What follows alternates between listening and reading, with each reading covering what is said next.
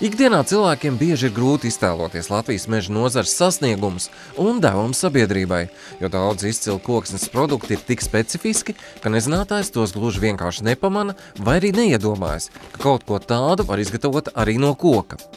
Latvijā no koka ražo unikālus produktus autobūvei, kuģu būvei, celtniecībai, pārtikas rūpniecībai un citām nozarēm, kuras ar kokrūpniecību parasti neviens nesaista.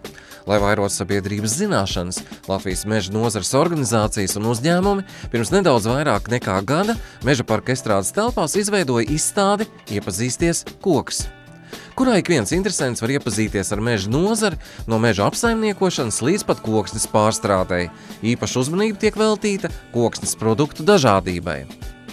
Es aicinātu ikvienu apmeklēt izstādi Iepazīsties koks Meža parka estrādes telpās un paši savām acīm redzēt un dzirdēt no gida stāstītā, kā tieši no mūsu Latvijas koka top unikāli un pasaulē ļoti pieprasīti produkti.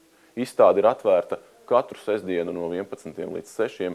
Arī darba dienās jūs varat apmeklēt izstādi iepriekš piesakoties mājaslapā www.koksirlabs.lv.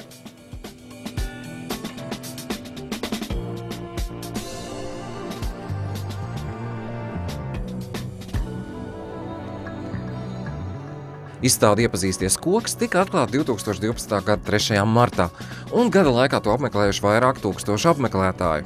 Kopumā Meža parkā savu produkciju izvietojuši vairāk kā 40 Latvijas meža nozares uzņēmumu. Izstāde apmeklētājiem būs atvērta visu 2013. gadu. Izstādes apmeklējums ir bez maksas.